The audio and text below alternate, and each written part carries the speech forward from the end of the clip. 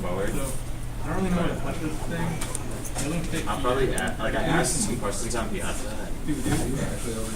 No, it's Unclear. So like, for example, I'm pretty sure you can get the code to 100% branch coverage with one test. Yeah, so there's code, but like, it's in a for loop. I mean, does the thing you So show me how to get into Jake to show my... it tells you on the. Because I did the thing. Well, I did is that, another but very it's not like showing up. You run it. Right now I can't even put it. Wait, Yeah. You can take this one. that? Is that one broken too, or They're both broken. This one's bad. you want this one? I can just grab another one from somewhere else. I mean, this is an empty thing, or it's like 1, 2, 3, 4 equals 1, 2, 3, 4, so it's going to crash. But 0%. Yeah, so.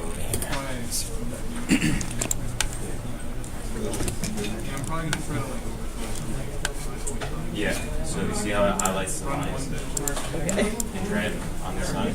why is it? Oh, okay. I got all of the classes.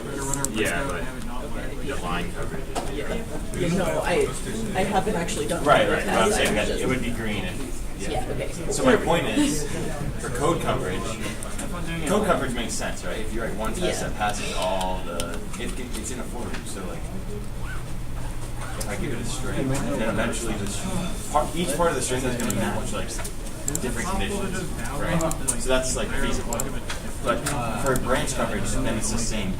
Have you done the first part of the chart? Because I did that, and I Right. think I'm going to like make sure that my test hit each part of that. I haven't done any of it yet because I looked at it and went, no, not worth my time right now, and opted not to. So I only have so much test energy in my body now. Like, software dev homework like that. It's busy work and not work on that. Well, yeah, I just like kind of does like everything else. So it's like, yeah. That's fair. I finished systems and started looking at my paper this morning, and then I was like, I need a small break before I really Unfortunately, there's no internet. tomorrow at midnight. Given that,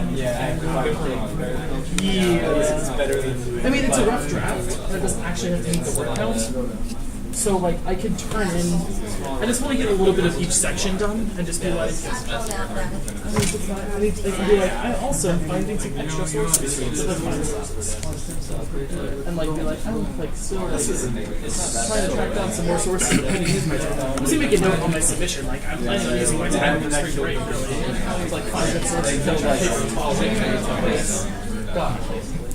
I have other things that I had to do with this one.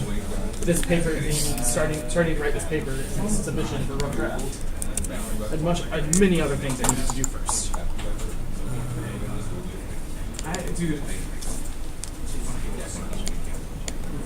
It always freaks me out when it turns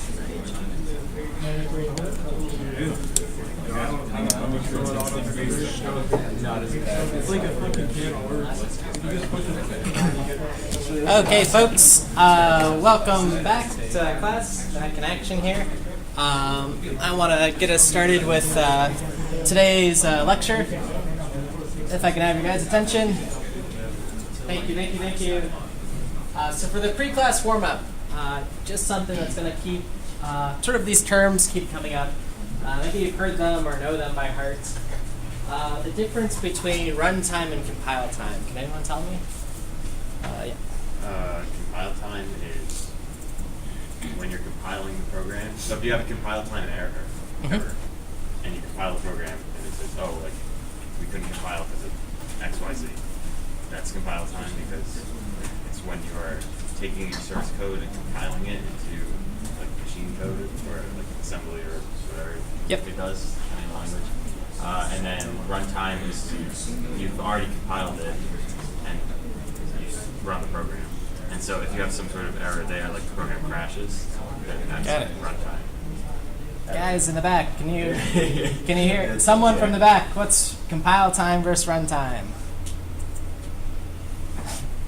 I know we're excited about our game projects, but so thank you for your answer. Compile time before the program runs, sort of something that happens. We sort of say statically, or this is like parsing your code to see if it's correct or not. Runtime is when the actual program is running, right? So you're running your game, it's processing, it crashes, you get a blue screen or whatever.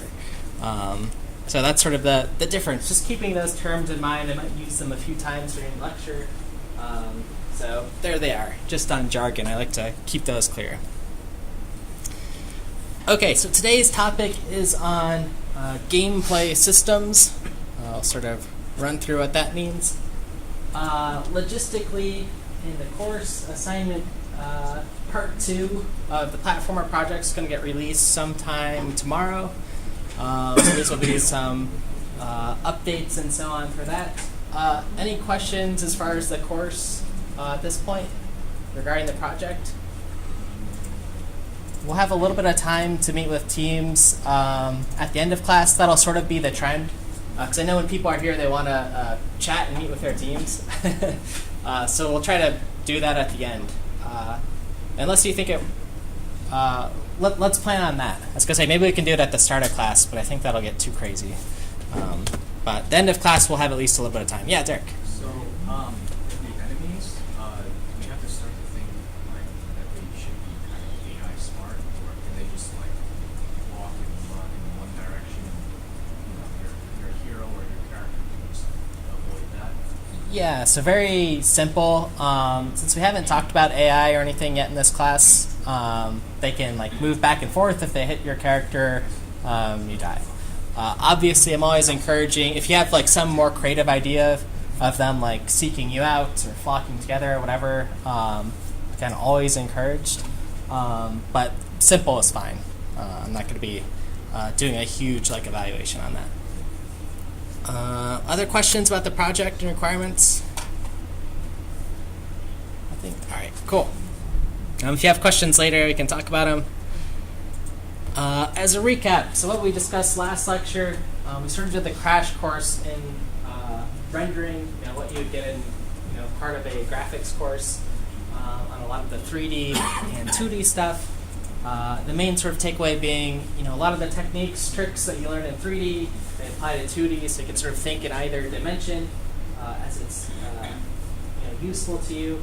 And then we talked about some specific 2D cases with sprite matching for optimizing your code and texture atlases and sort of packing everything together into one texture. We will very likely apply one of 2 of these after spring break because I think they're challenging enough that they're worth doing and interesting enough to know how to do. And they could be nice tools in your game engine. Okay, so we'll revisit some of those topics again later. Okay, so today, here's sort of where we are on our chart, talking about gameplay systems. And really tiny, if you look, it's static world elements, dynamic game object model, and some high-level game flow stuff. Okay, so on to gameplay. I sort of say a game itself is not defined by its technology. That is, if we're writing Mario in assembly code or JavaScript or a tool like GameMaker, basic JavaScript, it doesn't really matter. We're going to get it as an output, the Mario game, right? The performance itself might vary a little bit, but the experience at the end should be the same, right, for the game. So just as an example, gameplay is always sort of king in this model. So this is a game, it's called Geometry Wars. It's very simple, simple geometric shapes. And I was just looking at the reviews on Steam, very positive, right? So this isn't the fanciest looking game, but people like it. And here's BioShock Infinite. So another popular game. Very beautiful graphics, but the same reviews, very positive, right? So people still see this as a good game. Which one's better or worse? I don't know. Just depends on the player, but it's largely based on the gameplay. Right? So 2D, 3D, fancy graphics or not, good games are fun. Okay, so what makes up these games? It's the game mechanics. Those are sort of little pieces and parts that make a game and how you play it. Game mechanics largely are the rules that make up the game. So in Mario, you have to jump over bad guys. If you run into bad guys, you die. The objective sort of defined for the player. In Mario, to get to the end of the level as fast as possible. Criteria for success and failure. Maybe some speed, again, getting Mario to the end of the level, hitting the flag. Players have different abilities, jumping, throwing fireballs, whatever. Any interactions with non-player entities in the world, maybe talking or dialogue or these sort of things. And then the sort of overall flow of the game. Okay, that's what makes up the gameplay. Okay. If you have fun game mechanics, everything on this list, your player's abilities and challenging objectives that are fun for the player, and often some sort of narrative, whether it's very small or a very large one. That's what I say sort of makes a great game.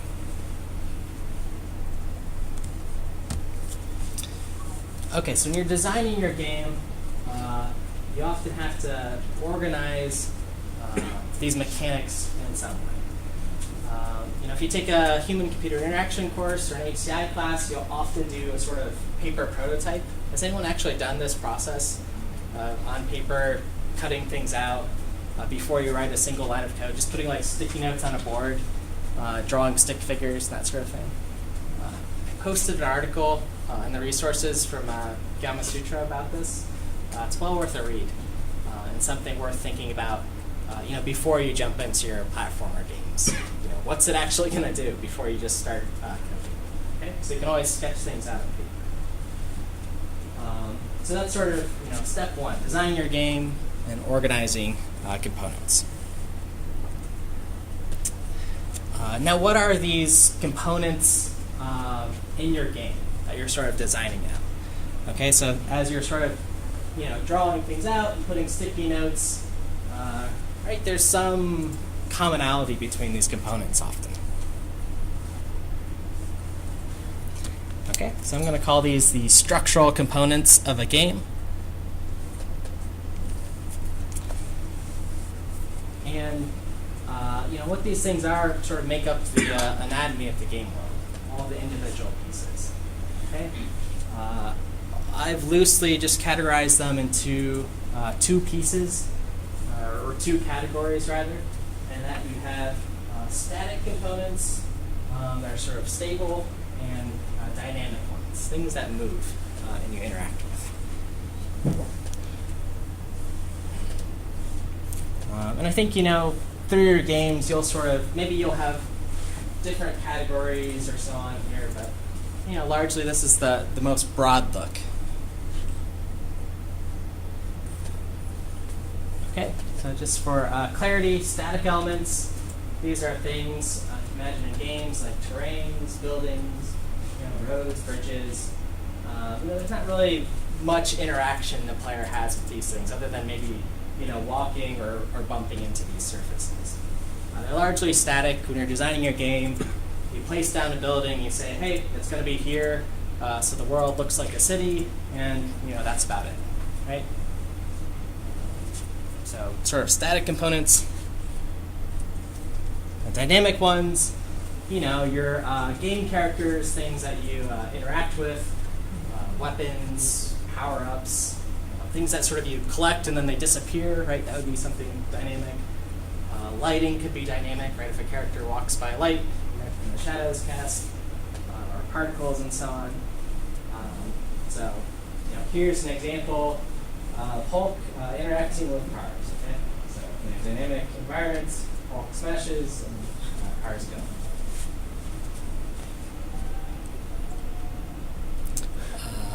And just another example that's kind of clear, Mario Kart, another racing game. If you collect coins or power-ups, you use them, and you sort of interact with things. Yeah? So like in this game, there are helmets, etc., like the character aesthetics, the basic. So is it dynamic or static? Because there is no proper interaction within any village. So For the actual aesthetics as well? like the helmet, the mushroom cap or something like that. Oh, sure, yeah. So that's something I would say is static, right? Even if I can change like Toad's his color of his mushroom head or whatever, that's still static. Again, maybe the line becomes a little bit blurred here. If I collect a certain power up and then it turns blue and that means something, but I would say that's sort of largely static.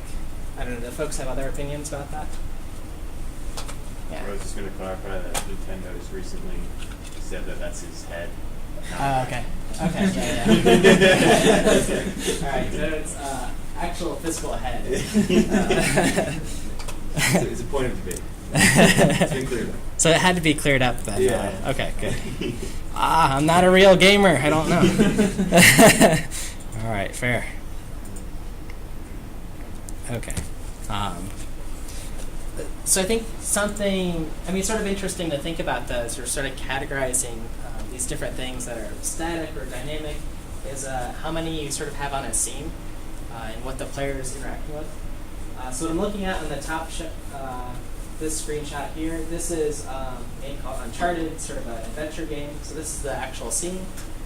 On the lower left, they're sort of just highlighting the dynamic elements, things that you can interact with. So the character, there's some particles, right? These change. There's the helicopter in this top scene, and so forth. And then the right, here's the static elements that they consider. Some of these buildings, these walls, some of these props, the street lights.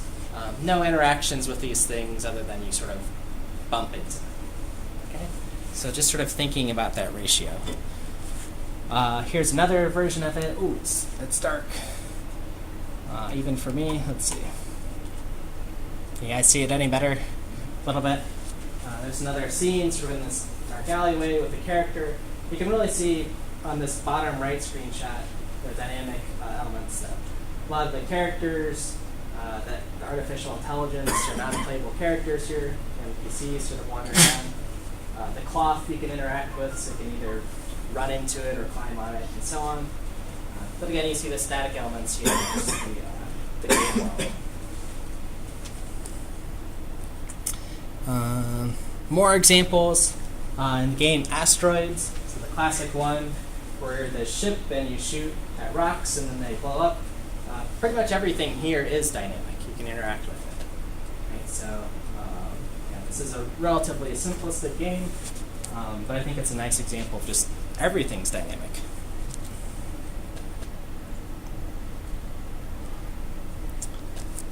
More games. The game Myst. It's an adventure game where you sort of walk through and navigate these environments. It has a lot of these sort of pre-rendered static elements and things you can't interact with but are sort of moving, clouds, maybe the particle effects, but I can't really click on a lot of them and do things. Some things you can, some things you can't, but again, the lines get a little bit blurred.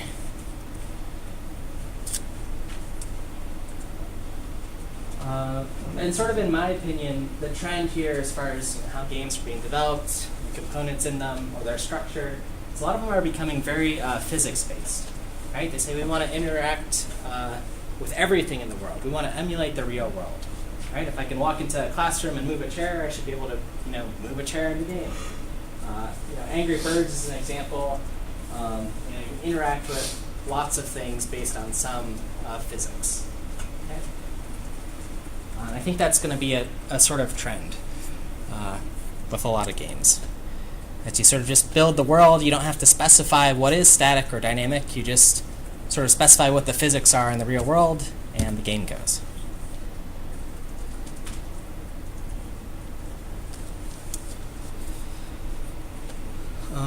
Let's see. But with these, if I'm doing something like a physics engine and simulating the real world, that takes a lot of computational power. Okay, so that's the kind of trade-off designers are thinking about right now. Can I interact with everything? Yes, if you can, that's great, but it's gonna, wear your battery down on your phone more. Okay, so that's why, going back to some of these comparison shots of what's static versus dynamic, this is helpful for, developers to be able to debug this in a scene. They say, oh, my game's running slow. It's because I have to, do all this computation on all these particles. Why not just either get rid of them or make them static if I can.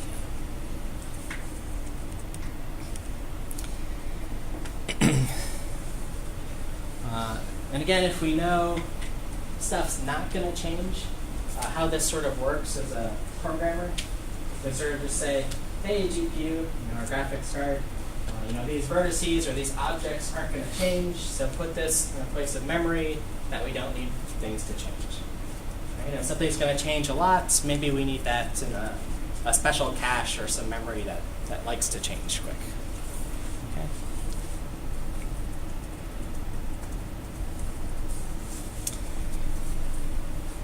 Now, going back to the trade-offs, why we sort of think about these, anything that's done dynamically, so things like lighting is a nice example, we can also be done statically.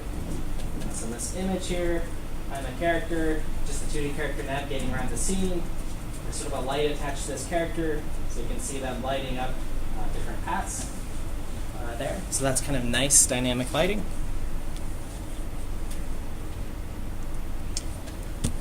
But if we don't have the resources to do that, we can sort of fake that effect. Okay? So a common effect is called light mapping. So what's on this image here, there's sort of this piece of geometry, this tunnel, that's not lit up with any lighting sources. And then you sort of put in some lighting sources in, and you bake in the light or compute what it would be at some point in time, and then just use that. So it kind of fakes or creates that effect. Okay, so there's no dynamic lighting in here, but it sort of looks like, if I'm in the game just peering down this tunnel, then it looks like it's lit up. Okay? And I say oftentimes that's, good enough to sort of immerse a player in the environment.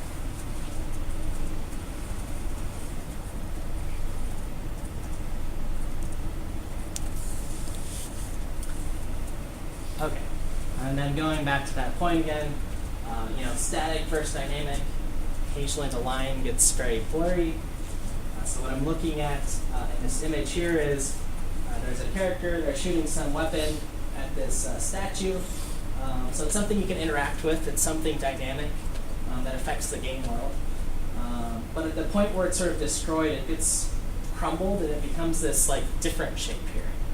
Okay, so it's something that's static. There's just a statue here, we'll see it. And then I interact with it, it becomes dynamic and sort of crumbles and moves position. Then it gets replaced by the static piece once we're done with it. Okay? So that's sort of the workflow there. So again, sort of faking things. Yeah? Would our breakout being considered static? Is the implementation that are going to use is when bricks were hit? You're still physically there, they're just invisible. Okay, yeah, so they just disappear, I guess. They don't get rendered to the screen, essentially, so you get rendered or non-rendered. Rendered or not rendered, got it.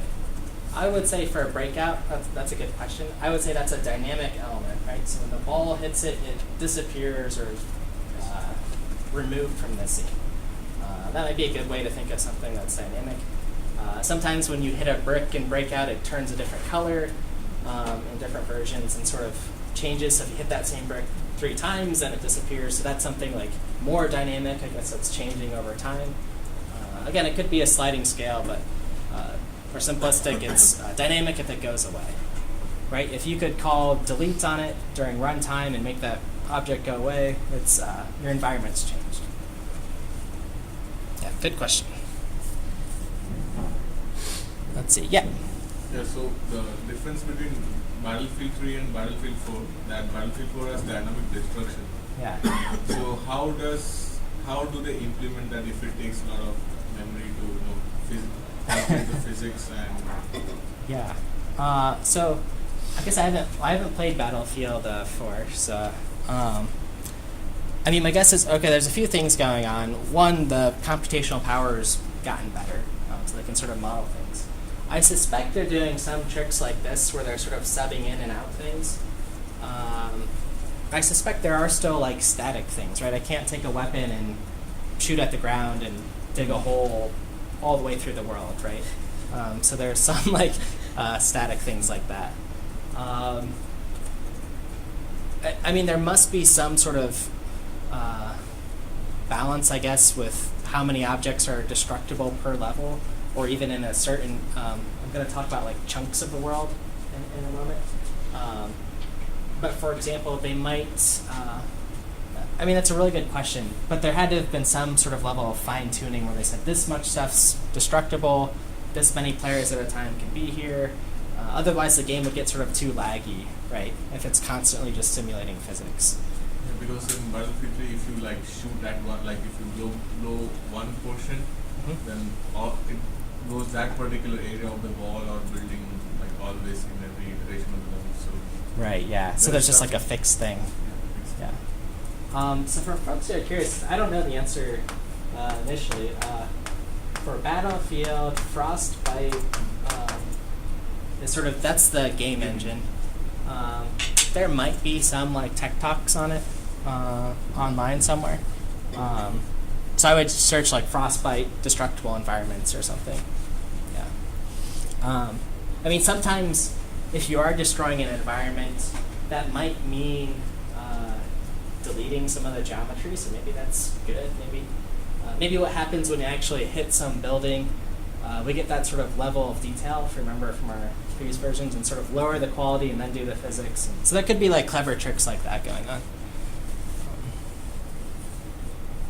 Yeah, good question. It's often fun, like if you see something cool in a game, to just sort of like, almost like when we did the rendering last time, and we saw here's a frame, how's it made, and separate it out into like, you know, here's the normal map, the diffuse map, the depth. You guys remember doing that little exercise? If you pick something in a game and try to deconstruct it and think about how it's implemented, that'll lead to a lot of interesting questions like this. Yeah. In Witcher 3, there's a dynamic beard growth or hair growth. And so, like over time, the hair and beard starts growing, and you can cut it and similar. So, Yep. So is that static? I'm guessing it's dynamic. I think they're doing something blurred, right? Like that's where they're subbing in different beards of different lengths. I would classify that as dynamic. It's something that's changing. I don't know what the like impact is on the game other than like visual. I mean, we could argue about the toad head, I guess, like its color changing. If that's like, I think it's just a blurred line. Yeah, but that is a nice like dynamic effect that looks nice in the game.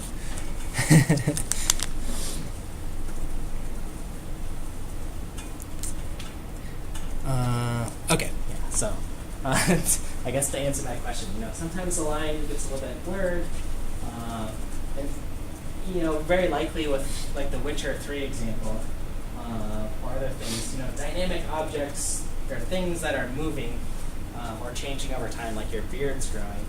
That's probably based on some fixed script or something. So in Witcher 3, unless I can find like a razor in the game and like shave my character sort of dynamically or whatever, then maybe that's like an example of more of a dynamic, but likely they're using like some trick, right? So they don't have to simulate like a hair model and that kind of thing. Okay. Yeah.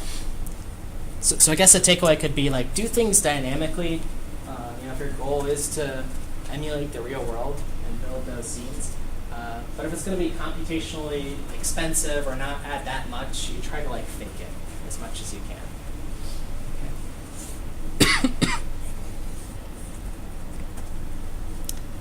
Okay. So moving on to the next of sort of gameplay systems, the high-level flow of the game. And what do we get from it? And this is moving to this idea of, you have this game, this giant game world that the player sort of sees, but often that world is broken up into chunks, right? So we have different, this is a map editor for what game, one of the Uncharted games, I believe. There's sort of one chunk of the level that the artist has made, and then there's another one here. Right? Depending on where the character is in the game, they're, chunk 1 or chunk 2's loaded. And each of these chunks itself is going to consist of, some amount of static or dynamic elements.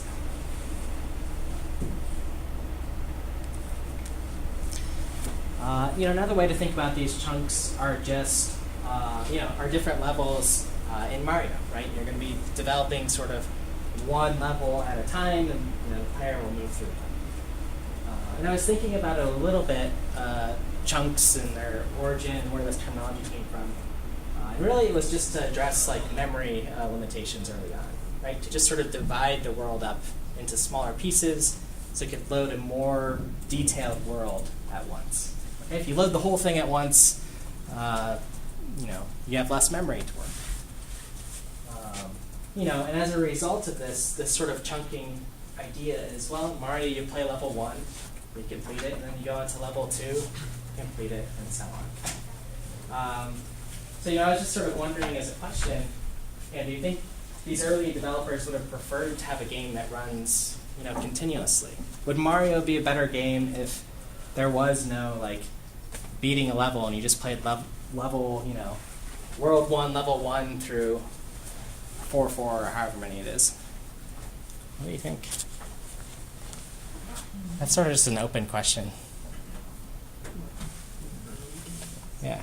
I mean, I think we're biased, but generally, you'd want, if it was like a super long level, you'd definitely want some sort of checkpoint anyway. So yeah, maybe separating it is still good. Yeah. Other opinions? Yeah. I think the level loading would probably be far less than waiting for the load time of another level. Mm-hmm. So doing it continuously would make that more efficient, so the user or the player doesn't have to wait so long to get to the next level. Yeah, less load screens. We talked about allocating everything at once before. Yeah, thoughts? I feel like it would just, the levels being distinct entities help them be more unique experiences. Mm-hmm. And from just the gameplay perspective, I feel like it would kind of detract from each part of the level's bit if they were all just one full level, and it would change the experience a lot. Yeah. So I think it was kind of, it was a system issue that they had to use levels, but I think it ended up making the experience more fun because you can be like, oh yeah, level 3-1, as opposed to, oh yeah, when you get 30% of the way to the end, where Sure. the first pool of water appears. Yeah. Yeah, so it's kind of nice to have little bookmarks, chapter 1, refer to it, have pauses, and so on. Yeah, it's just kind of an open question. I don't know. You can sort of play around with it and think about it for your game. Right? We probably have enough memory on our computers to do Mario all at once. That's something to think about.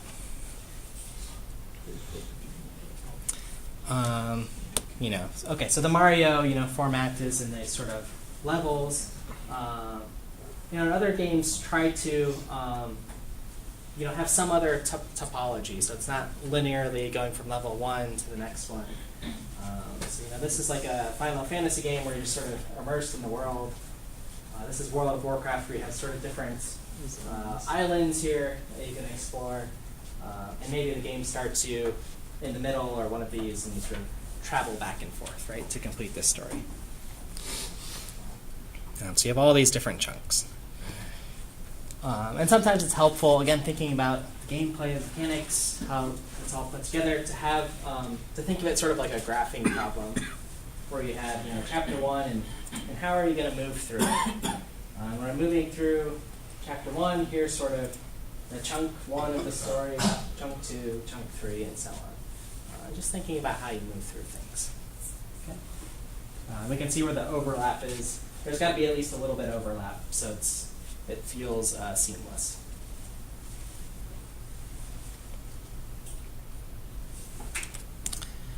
Okay. Other things on high-level game flow. Sometimes you're not loading in different world chunks. You just sort of have the same static scene here, but the level or the game's progressed by waves or something. So this is just an example of another model to think about, where you have these waves of enemies coming in, and you have to defend your castle, right? And that's level 1 when you battle this many guys, level 2, and so on. Okay, so that's another way to think of the chunks.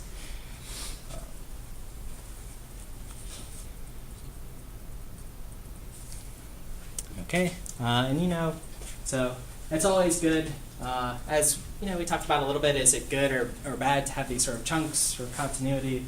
Reward the player every once in a while, give them some bonus or cutscene or something that lets them know they progressed through the game. So often in games you'll have sort of an in-game cutscene or some like movie or winning screen or whatever to symbolize success. We call those moments, like usually when you get a cutscene or defend a wave of army. Does anyone know what you call those moments of great success in a game? It's the term, I'll write another term and you can look at it. It's called fiero. So you want to sort of think of the moments of fiero. So our fiero moment in Breakout is when all the bricks go away and you get a you win screen, right? That's the climactic moment. You've defeated the big bad guy or whatever, or the bricks in our case of Breakout, and you get fiero. Okay. Building our world. Okay, so just to sort of start putting things together, in our game so far we have those chunks. They're put into some order, maybe on that graph. Reflect some sort of story or progression. Each chunk has some static and dynamic elements. But in order to help designers sort of put together the game, because remember our game's supposed to be fun and have these mechanics, we usually have some tools. For us, our tools are the tile editor. So on the left, you can see an example of Unity, sort of filling in some tiles in a grid. This will be something similar to what you guys are building. On the right is a 3D version of a tile editor. Right, so again, everything 2D can be 3D. So just two more examples. Okay. So we've already looked at some asset creation pipeline tools when we talked about art and sort of what goes in the game. Tools like Maya and so on, but I want to show some specific world editors. These are sort of the popular ones. This is the Radiance editor used for games like Doom and Quake. Usually what you get is sort of a 3D preview, or 2D if it's a 2D game, of the world here. Here's where we're sort of editing the geometry of these shapes, and maybe there's a way to preview assets. That's kind of the common structure. The Valve Hammer Editor is another tool for like the Half-Life series in Valve's games. On the right, you'll see they're actually constructing like a little square room here. But again, similar idea. Preview the scene, sort of design the top, left, and right views, and maybe view some of the assets. Okay, so this is, we're building our chunks. Finally, Unreal, the Unreal Engine has Unreal Ed, that's its editor. On the left, you can see sort of a preview of it. We're sort of editing some static element here, this tree, to get it just right. That same setup, preview of the game world, and then the geometry show.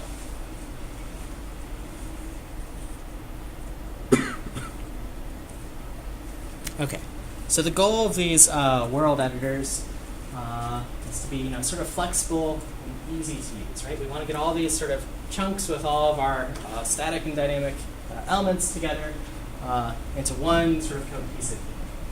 Okay, so in order for these to be good tools, like the things we're building, they need to be simple and intuitive. Usually that means you can easily create, move around, or destroy things, delete things from your game world. Usually it's nice if you can add different types of objects to it. They're not fixed to one type. The word type is overloaded. I'm going to talk about types in the programming sense at the end of the lecture. Usually in a world editor, when I'm talking about like types of things, we might be talking about like prefabs.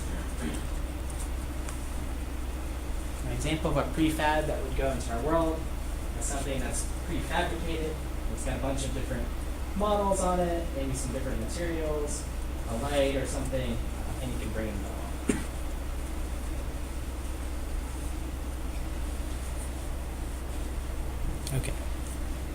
Okay, so features of a game world editor, sort of creating chunks of the world. There's this game I want to show a little video for that sort of shows like the most small chunks of a game world you could see. Let's see if we have sound. I don't know. We'll need it later. So this game, it's a little bit of a weird game. It's featured on this YouTube channel called Computer File, which they talk about like awesome, computer science stuff. Where you're traveling in sort of 4 dimensions. So he's like, so you have to watch the Computer File video.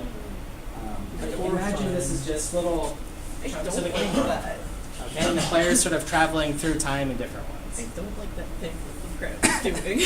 Yeah, so you can imagine, okay, so he's talking about, spheres have been carved in the ground, but they appear as circles. So he's traveling into some new dimension, and it sort of like warps and does this weird effect. No. Yeah. So takeaways is, okay, it's a little bit weird, but two, like, how would you build like a world editor that sort of supports this, like, if I dive into the rock, it like transitions into this system, right? So obviously this guy's spent a lot of time. I think he spent like 5 years on this project to get it to this point. But what does the tooling look like that helps me do that? I don't have a visual of his tools. I think he might show them in his actual talk. I'm going to put the keywords.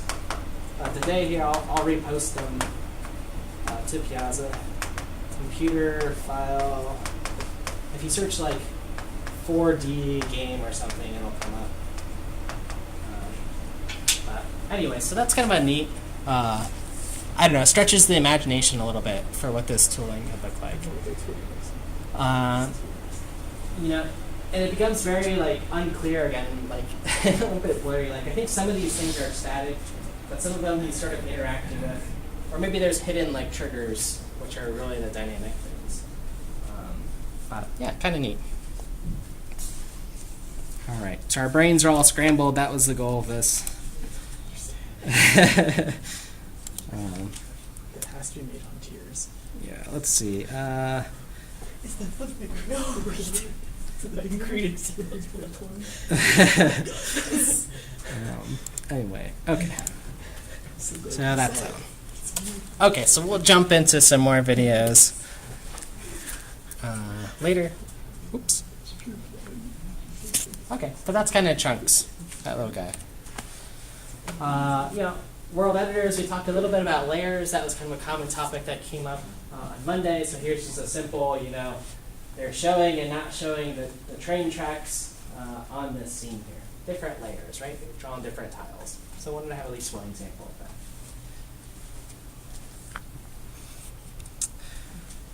There's usually what's called a property grid, and that's maybe a fancy way of just saying we have some attributes here.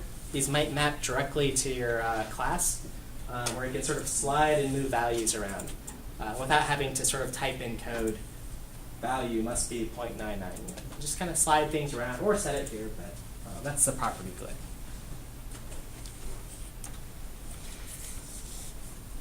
Usually there's a way to neatly sort of place things in the game world, often with sort of snapping things.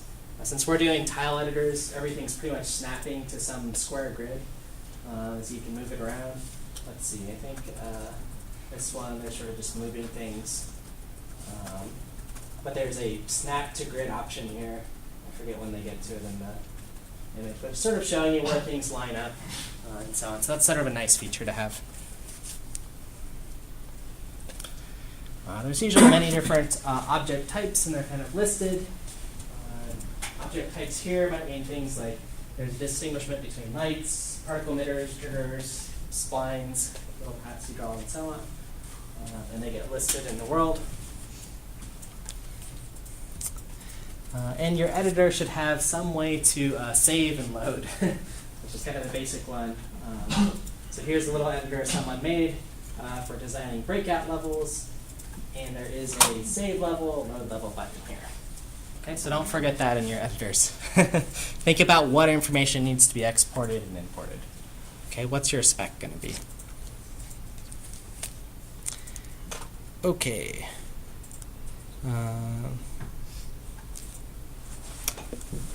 The other thing with these editors, right? So we're talking about the tools.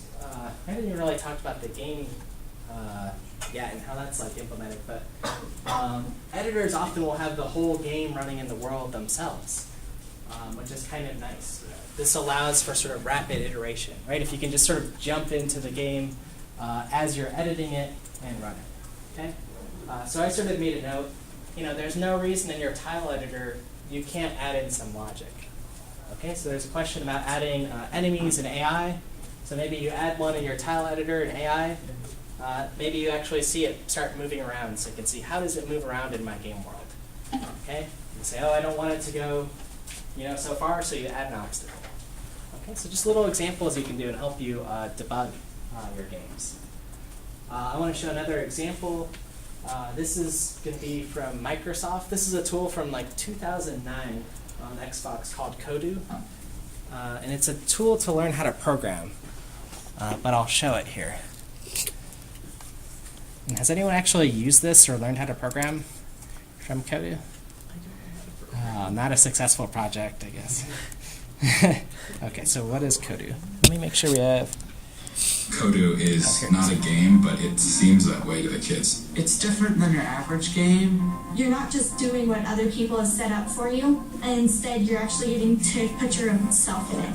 It's really basic computer programming, but I think it's more fun for them than it is actual work.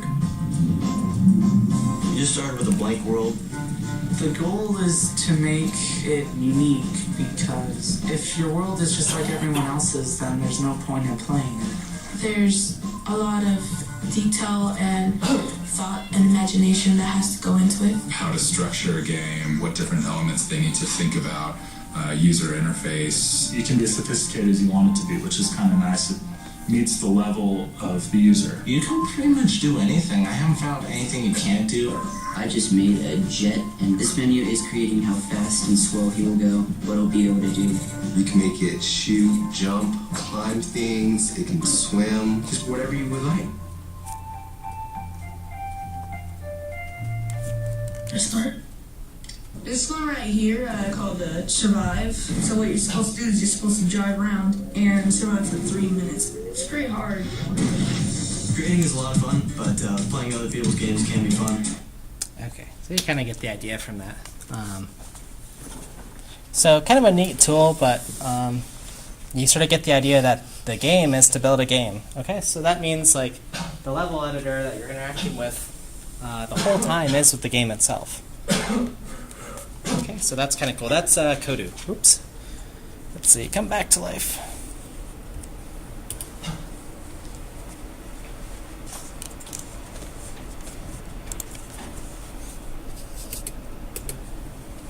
Intermission.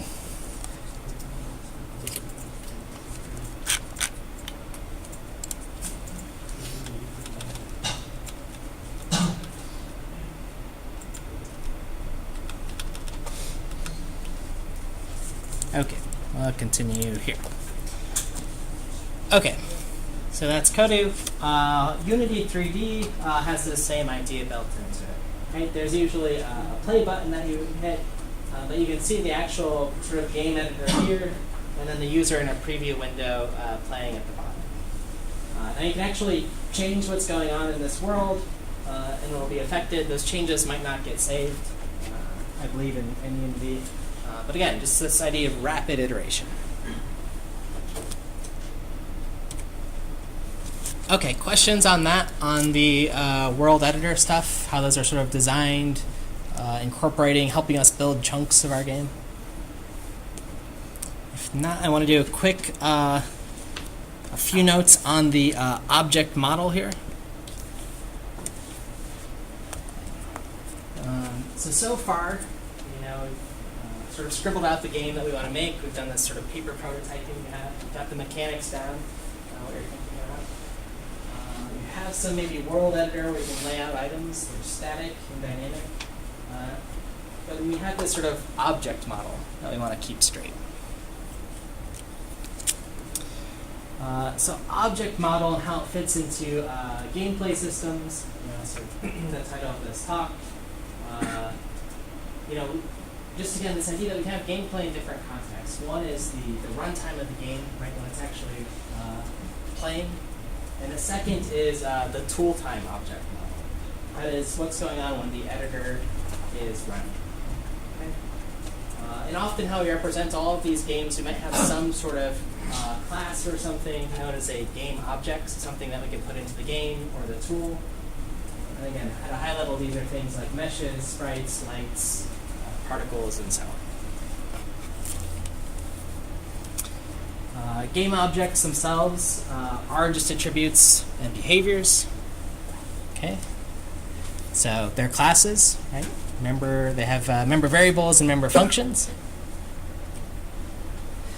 And often there's some sort of, again, type, this word type associated with them, or players, enemies, or so on. Okay, so as an example, sort of thinking about this is Pac-Man and game objects. One of your game objects is a ghost, and you have 4 instances of it. And you have these pellets, many instances of those, the things you're trying to collect, these dynamic game objects. Your hero, another dynamic game object. And the power pill, sort of the last one, that powers up Pac-Man. So the tool side model, it might be the same as the runtime model. So that means exactly, that's like the Kodoo example. Everything that you can do in the game, you can do in the editor. But it doesn't need to. So sometimes you'll have more functionality for your objects in the editors. So for things like debugging and so on. Sometimes you'll have less though. Maybe your editors, you're just sort of placing things down, but there's no physics, there's no lighting, there's no artificial intelligence. Okay, so these models might mix and match. And I sort of posed a question I was thinking about, maybe as an devil's advocate here, is do you think tools should have functionality beyond what they can be done in the games? What do you think? So in my tool model, if I have some game object, some character, in my tool, should I be able to do more with that than in the actual game itself? What do you think? What do you mean by do more with it? It could be more like things like debugging, or maybe in your actual game, it's not fancy and there is no lighting, for instance. But in your tool, you can preview like placing little lights or global illumination or these fancy things we've talked about. But you've decided, hey, my game's just asteroids, it doesn't need global illumination. What do you guys think? That's something I was thinking about. Yeah? It depends on how powerful the tool you want to have built. Like if you want a more general purpose, like game engine, like Unreal or Unity, then yes, it should, because other games might need it. But if you're building the engine specifically to do like simple 2D Flash games, you probably don't need a fancy lighting engine, and adding that to your tool is kind of excessive. Yeah, that's a really good answer. Other thoughts? Yeah. It also depends on like the system you're working on and the system of the consumer. Mm-hmm. So if your tool can have global illumination, but the consumer's system may not support it, so sometimes not having that would be very helpful. Yeah. Like often, right, if I'm developing on my desktop for a game that I'm going to play on my smartwatch or something, right, this is much more a powerful system, can probably do cool things, compute global illumination, all these fancy things. So often, maybe in your editor, you'll want to sort of say, hey, simulate with features for the smartwatch or whatever, and turn on and off some things. Yeah. Pardon? I think also modding is the thing for that too.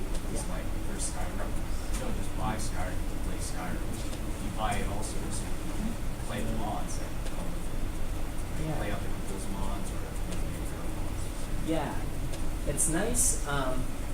That's something I just haven't talked about, but we might want to think about for our games here when you deliver them, is to also at least in our repos, right, we have all of the editors and tools there, but sending those along too so people can mess with them, right? So games like Counter-Strike, that was a mod just made by a team of people, and then Valve said, hey, this is great, we want to buy your company. Skyrim, as you mentioned. For me, it was Neverwinter Nights when I saw in Best Buy, and it said, comes with a game engine. I said, oh, cool, like, that's why I bought it, right? So if you have those tools, yeah, that's definitely cool. And especially if they can do different things. And you made the example of if it's a general purpose engine like Unity or Unreal, yeah, you know, the sky's the limit. Add as many things as possible, but if it's, you know, if I'm making Uncharted for PlayStation 3 and 4, maybe it's just the best engine for that game possible. So, yeah, it just sort of depends. It's something to think about when you're designing your engines. I sort of said I lean towards consistency. You probably want extra debugging features to help you. But if you're building the next Unity or Unreal, sky's the limit. Okay. So, more on this idea of game objects, you know, to be continued. We'll sort of talk about these things called component entity systems for organizing them. But for now, just sort of what we have game objects, might be dynamic or static, in our editors and so on. We can combine them to build chunks. A bunch of chunks make up some game world. These tools are going to help us build these chunks up. Then we'll navigate through these chunks in some order that we sort of define to move our story along. And then hopefully, once you implement your actual logic that's running in the game, you have something fun left to play.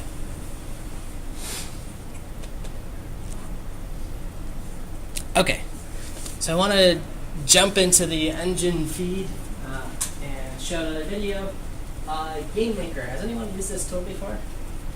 I've used it. Cool. Yeah, it's a pretty cool tool. For those who haven't, I want to show a little video.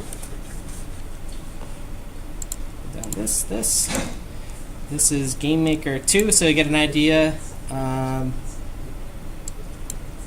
in about 3 minutes what it does.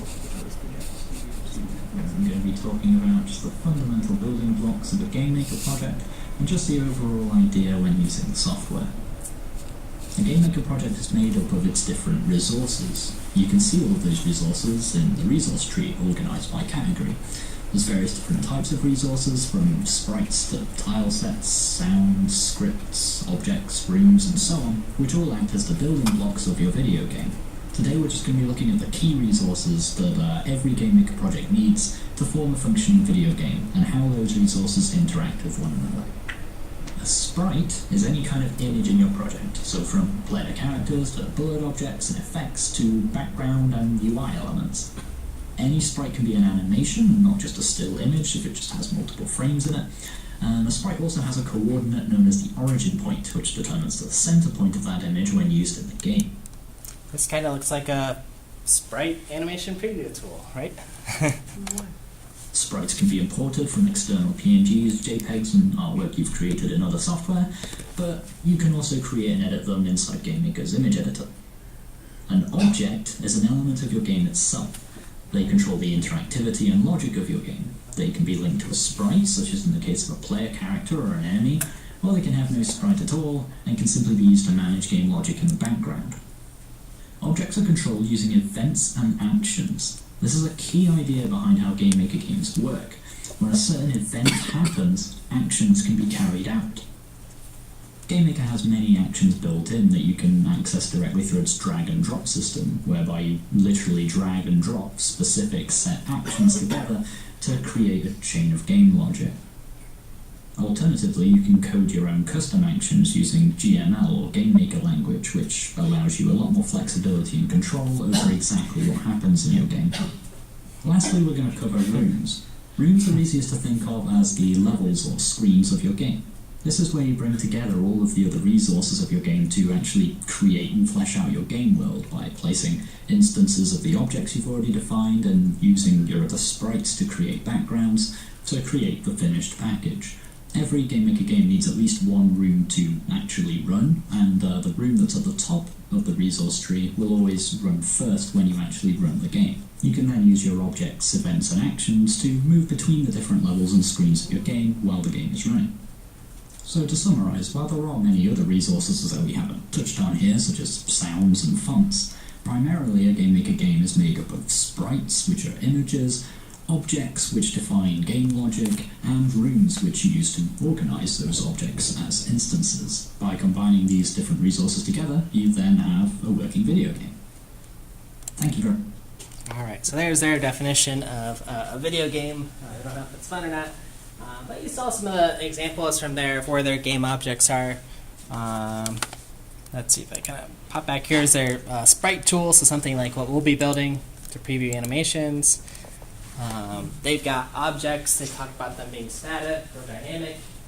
You know, if you have really sharp eyes, there's like a uses physics thing here that makes it dynamic, so we know it's going to interact with the world in some way. What else?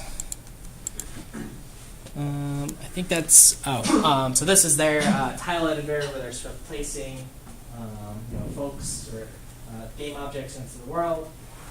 There's even layers on this side. So there's one, for example, for the sky background here. Okay, so one of the things that we've talked about, they're built into a tool like this, which is kind of nice. Okay, so I sort of said you probably wouldn't believe me if you know, I'd written assignment 2 before watching this, but you know, these are the two similar tools that you're going to be building. So you can see how we're sort of progressing towards this game-making engine or this framework here. So that's kind of fun and exciting to see what we're building. Okay, questions or comments on that? Otherwise, we're going to do a quick 5-minute break until 3:55. And I'm going to do one game programming pattern, and then we'll sort of wrap up and meet with your teams for the rest of the time. Cool.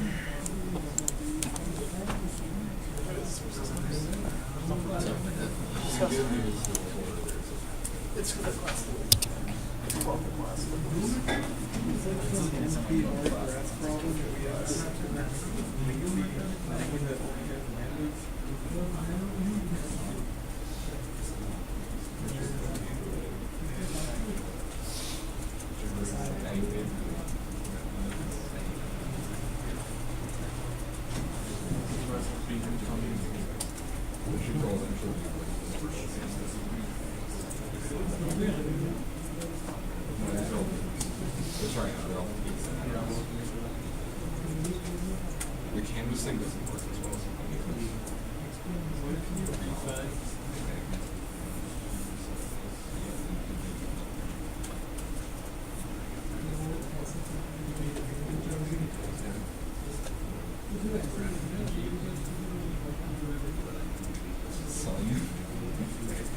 I'm using Java.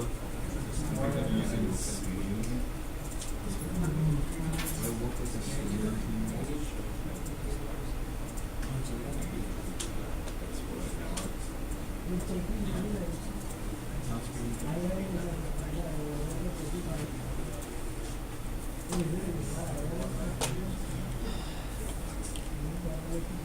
How's the software project going on?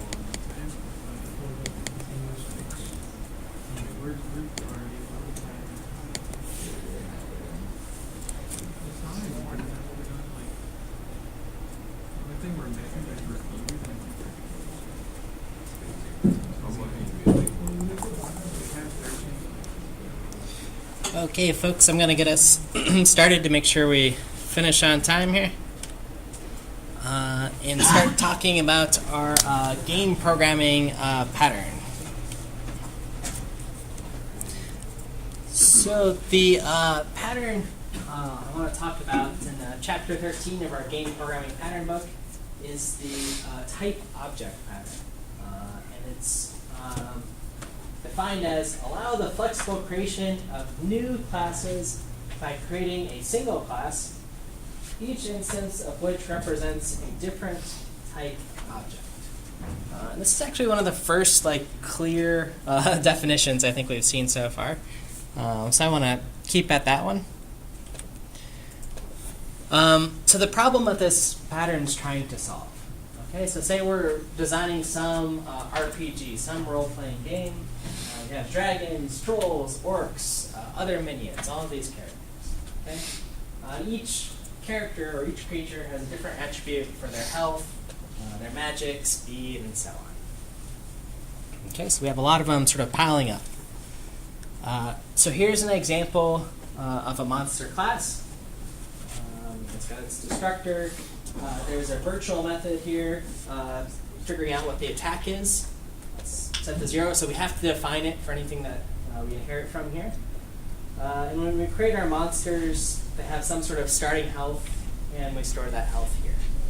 Okay, so we have this sort of base monster class. So if we want to create a dragon or troll class or whatever, we inherit from this monster class, right? That's our base. So if we do that, on the left, let's see, we're creating a dragon, we inherit all the public methods from monster, and then we fill in that virtual object, okay, or attract object.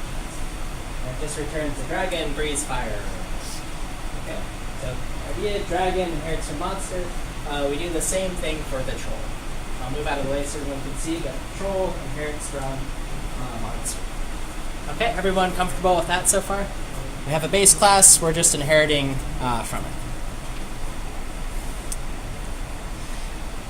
So then the question is, what if we want 100 monsters in this game? Okay, so trolls, dragons, bats, cats, I don't know, whatever the monster is going to be.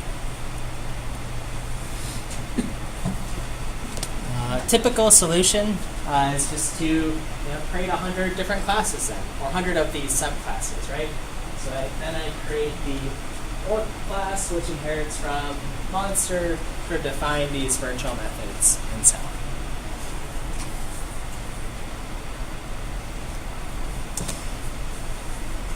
But what happens then, which is even sort of worse, is I define these 100 classes, or these subclasses, and then I go over to my developer and I say, hey Bob, actually change the health of the dragon from 50 to 51, or one of these like small values, right? So when I do this, I change the health, I recompile, everything's fine. Okay, so that's what we have to do for each little creature. And then I go over and I say, hey, Sue, change the health of that bear creature from 37 to 61. So that's the next change that takes place. And sort of do that. And then I'm like questioning myself, and I say, wait a second, bears have more health than dragons? That can't be true, right? So there's just like constant back and forth, and this project's got 100 classes and a team of 50 people working on it, so we're constantly just recompiling over and over and over again. Okay, so this is sort of a problem to do this. So you could sort of iterate in this way many times. And every time someone wants to change something, we have to go all the way back to the code. Maybe we're also making mistakes and touching parts of those subclasses we shouldn't, and it just becomes a little bit of a mess. Okay.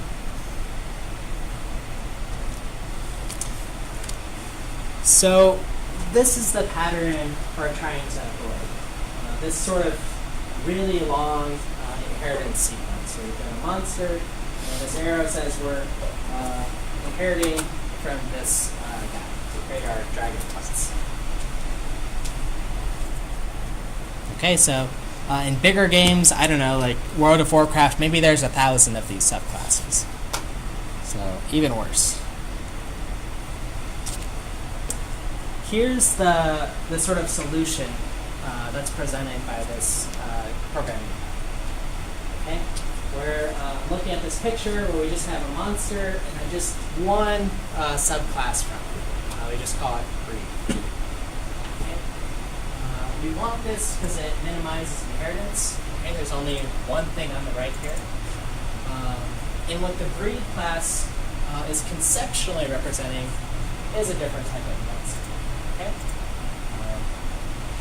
So now what we're doing is instead of defining this stuff and then recompiling and saying, okay, we've added another monster, we've changed some value of it, we're moving to where we can just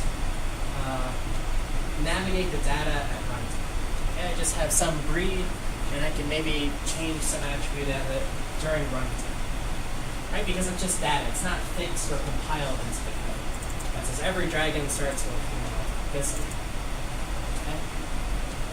So that's gonna save us. Okay.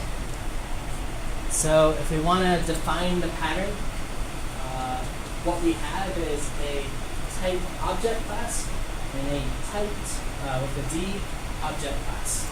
Okay, that's our breed, the second one. Okay, so type versus typed.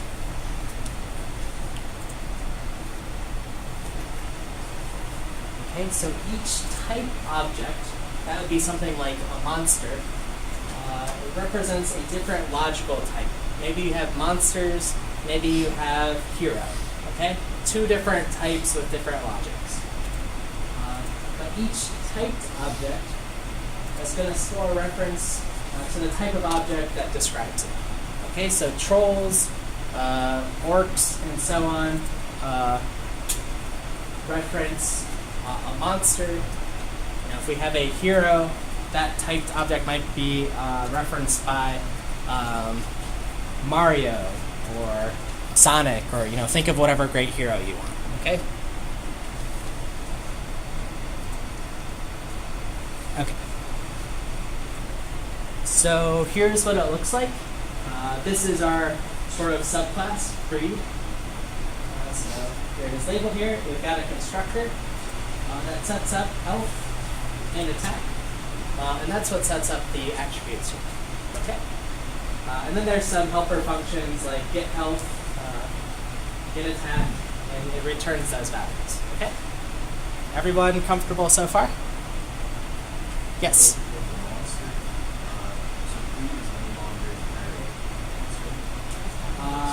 Yeah, so breed is not gonna inherit. Correct. Or Is breed gonna be an object of the class potential? let's see.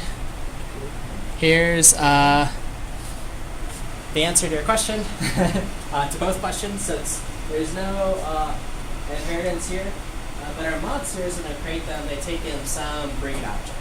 Okay.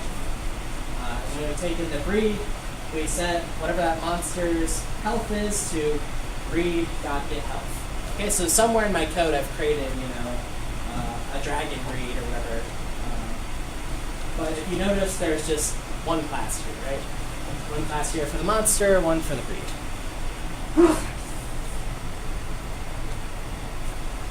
Okay, so that's what we notice where it sets the fields by taking in a breed object. And it gets the associated behaviors. Okay, so what it means for a monster to attack, well, that depends on the breed that it takes in.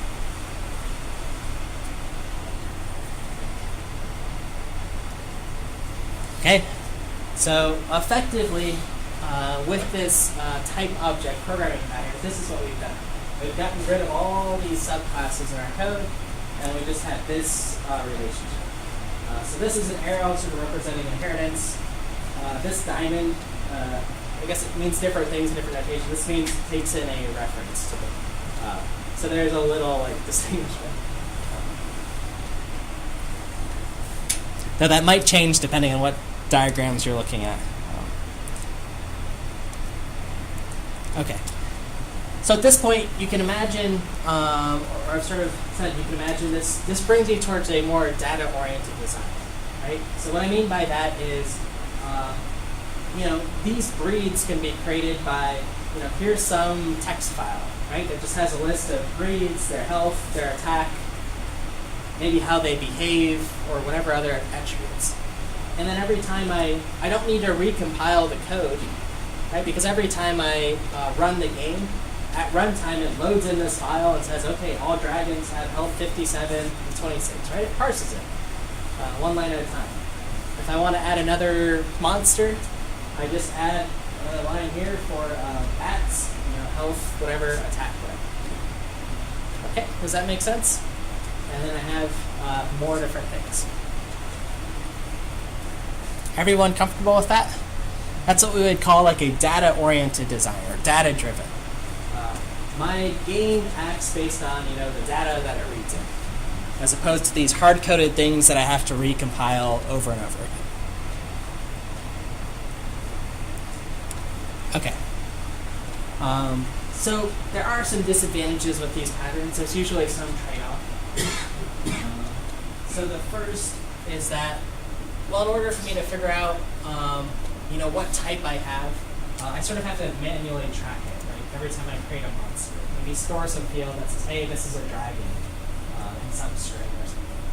Okay? So you don't have C++'s type system saying, yes, this is a type that's a subclass of monster that's a dragon, right? So there's that little minute detail. But that's probably a worthy trade-off. And the other I sort of put, I was thinking about is, it's a little more difficult to define maybe behaviors. And it's very easy to read in that data and just say, attack is this specific value, health is this specific value. For behaviors, you might instead just have sort of a list, of different behaviors that bats act like, or whatever. But that value still has to be read in from some table or something. It's still defined in the code, okay? Unless you have some scripting language built in your game. You'll still have to recompile if you want to change the actual behavior. Does that make sense? And so wouldn't this mean that our breed class will be very generalized? Your breed class will be pretty general. I mean, and then your breed class, you might have some behaviors like behavior takes in arguments, an integer. If that integer is 0, act like this. If it's 1, act like this, and so on. Yeah. Yes? So, for example, what if I wanted with this, we kind of, like you said, lose the type system. So, if I wanted like a specific subtype of dragon, right? This structure is like very flat, right? So there's like not really a good way to, if I wanted like a elder dragon or some specific kind of dragon. Yeah. There's not like an easy way to do that. So your options are, yeah, you're totally correct because it's completely flat. So you could have like a another subclass that inherits from breed that's like the elders or something, and sort of lengthen it out that way and still follow the same thing. I mean, your data-oriented design could be not just taking in one breed, but you sort of separate out that behavior to taking in a breed, power, so elders versus like baby dragons or something, and sort of a few of these things. So you could still do it in a sort of data-oriented way, if that makes sense. Yeah. So you could still keep the hierarchy flat. Now, if it's a specific case, right? So the elder dragon is the one dragon you fight at the end of the game or something. In that case, probably fine to have a very specific behavior for it. So, you know, in Mario, when you fight Koopa at the end, sorry for spoilers, I guess, you know, he probably has his own dedicated code for that moment, and that's totally fine. So yeah, good questions. Other questions on this? Pros, cons? Okay. And the advantages. I want to end with these because I think they're powerful. You know, as mentioned, easy to define many different subclasses. You just put them in a text file or something, and you know you don't have to recompile. That's a little bit underestimated, but again, this idea of rapid iteration, right? This data-oriented design. You know, I've sort of alluded to, you know, if you want to, you can still have this data-oriented design with different behaviors. How to do this might vary, right? Maybe you still have a few predefined behaviors for breeds and read those in. Or in the case of very specialized cases, you do things the old way. You have a subclass. A few things, just game design, clever stuff, I guess. Let's see. So things I was just thinking about on tools to kind of balance the lecture or things we've learned. You know, having these tools can often show us things we wouldn't be able to see in the code. These sort of edge level vectors. One in particular, like nav meshes, I think are a unique thing. They show this blue here that's sort of on this object. So these aren't part of the objects. This is telling me where in my world can my character go, where are valid locations to run and to jump to, or what actions have to be performed here. You know, that's something you can't see very well with an editor to debug in your world. So I think that's a nice bonus here. Let's see, live coding. Again, this is the idea of visually debugging. So going back to tools like Kodu or something, this idea of changes that I make in the world are sort of reflected in the code.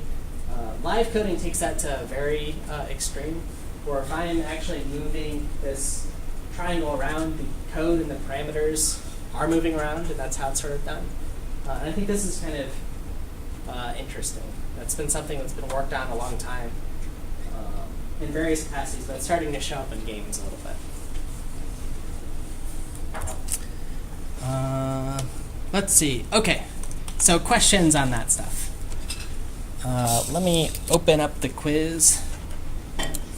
Not quiz. Today's actually an in-class survey, so no pressure. Just do it. Questions on stuff that we've talked about in the lecture? That programming pattern, I think that's a nice one that we can use right away. It says no longer accepted. Now it should be fine. Refresh. I closed it, so if you're not here, you're in trouble. The first time I did that. So. Yeah, this is just a survey. Take a few minutes. As soon as you're done with it, go find your team. This is stuff I'm going to read over spring break to sort of figure out how to finish the last month off. So please answer honestly. It should be... Oh yeah, it's anonymous anyway. Yeah, this one doesn't matter. You get 100 if you're here.